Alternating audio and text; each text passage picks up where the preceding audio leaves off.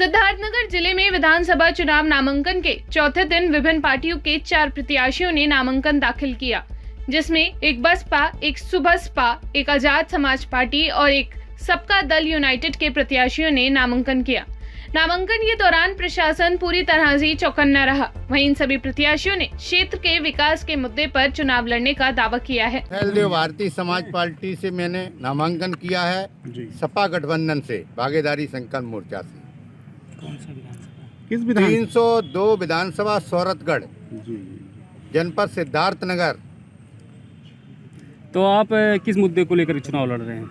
देखिए, आज जो प्रदेश और देश के अंदर जो भारतीय जनता पार्टी की सरकार चल रही है, महंगाई चरम सीमा पे है, किसान परेशान है, छुट्टे गाय से और साड़ों से किसान परेशान है। पूरी रात किसान खेत पर पड़ा हुआ है और आज 70% लोग जो हॉस्पिटल में भर्ती हैं वो छुट्टे सांड से, ललका सांड से भर्ती हैं। इतने एक्सीडेंट हो रहे हैं लेकिन कोई सुनाई नहीं हो रही है। हमारी प्रदेश की सरकार, योगी कोई सुनाई नहीं कर रहे हैं। तो ऐसा बात, आप बाहरी हैं, ठीक है ना, आप करहल से आए हैं, मैनपुरी से आए हैं, तो ऐसे में यहाँ कैसे हमारे पूर्वज सौरतगढ़ विधानसभा में रहते थे। हमारे पिताजी मैनपुरी चले गए थे, तो मैनपुरी में करहल में हमारी जन्मभूमि है, वहाँ मैं रहता था और वहाँ पर मैं अपनी राजनीति कर रहा था। तो माननीय अखिलेश यादव जी करहल से चुनाव लड़े, तो हमसे कहा पूर्वांचल से चले जाओ। तो माननीय ओम प्रकाश राजभर जी ने कहा कि आप सौरतगढ़ से अपना पर्चा डालें। और यहाँ पर हमारा समाज बहुत बड़ी तादाद में है, जैसे कश्यप, निषाद, माझी, मंजवार, गौड़, गुड़िया, रेखबार, कार, धीमर, बातम, तुरा, तुरैया, ये तमाम उपजातियों में हमारे समाज को बांट दिया। हमारा समाज आज नदियों के किनारे, झीलों के किनारे, समुद्र के किनारे झुग्गी झोपड़ी डालकर निवास करता है। लेकिन हमारे समाज को न तो किसी ने राजनीति में भागीदारी दी, न किसी ने शिक्षा में भागीदारी दी, न किसी ने रोजगार में भागीदारी दी। लेकिन माननीय ओम प्रकाश राजभर जी ने आज इतिहास कायम कर दिया निषाद समाज के लिए, जो उन्होंने पूर्वांचल से टिकट देकर प्रेमचंद कश्यप को, और पूरा आज हमारे उत्तर प्रदेश का कश्यप, निषाद, बिंद, माझी, मझवार समाज माननीय ओम प्रकाश राजभर जी को अपना नेता मानते हुए, और हम लोगों ने प्रण किया है कि माननीय अखिलेश यादव जी को 2022 में अभी हम लोग मुख्यमंत्री बनाने का काम करेंगे। क्या विकास आप करेंगे? जैसे आपको क्या यहाँ पे क्या आपको जानकारी है कि यहाँ पे किस चीज़ की कमी है? हम अभी 3 महीने से गांव घूम रहा हूँ। हमने देखा है, सबसे पहले जब सड़कों पे जाते हैं तो घरों में लैट्रिन है, गांव में नहीं है। किसी घर में महिलाएं रोडों पे लैट्रिन कर रही हैं। ये बहुत शर्म की बात है। मोदी और योगी कहते हैं कि देश के अंदर हर घर में लैट्रिन बन गई है, लेकिन हमने देखा किसी भी गांव में लैट्रिन नहीं, किसी घर में लैट्रिन नहीं। महिलाएं तमाम लैट्रिन कर रही हैं। सेवा की है, उससे कहीं भटकाव यहाँ नहीं दिखाई देता।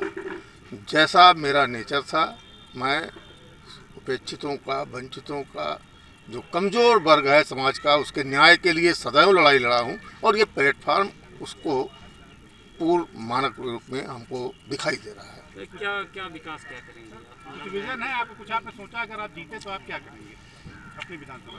पूरे विधानसभा में शिक्षा के क्षेत्र में जो लंबे समय से उसका पहचान था, वो पहचान अब फीका होता जा रहा है।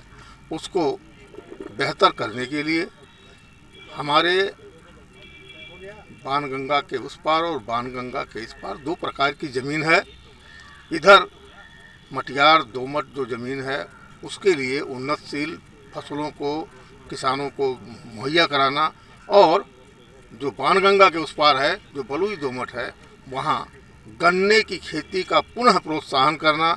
बहुत अच्छे तरह से वहाँ पे गन्ने की खेती होती थी हमारे बचपन में, और किसान उस समय समृद्ध हुआ करता था।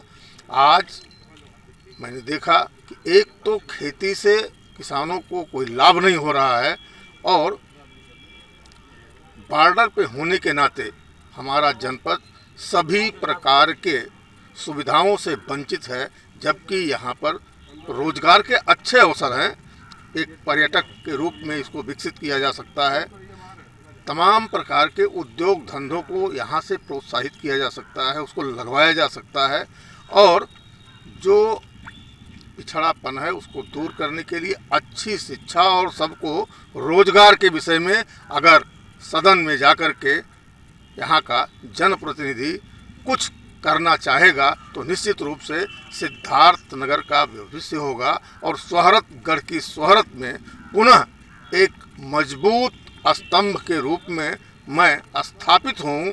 इस निमित्त मैंने बहुजन समाज पार्टी से टिकट लेकर के चुनाव मैदान में क्या किसी पार्टी को अपना प्रतिद्वंदी मानते हैं? किससे ना मैं जनता की सेवा किया हूँ, जनता के अपेक्षाओं पे खरा उतर रहा हूँ और एक अच्छा प्लेटफॉर्म मिलने के पश्चात पूरा जनमानस मेरे साथ मेरे लंबे समय से 4 दशक के सेवाओं को पूर्ण आशीर्वाद और समर्थन देने के मूड में जनता तैयार है।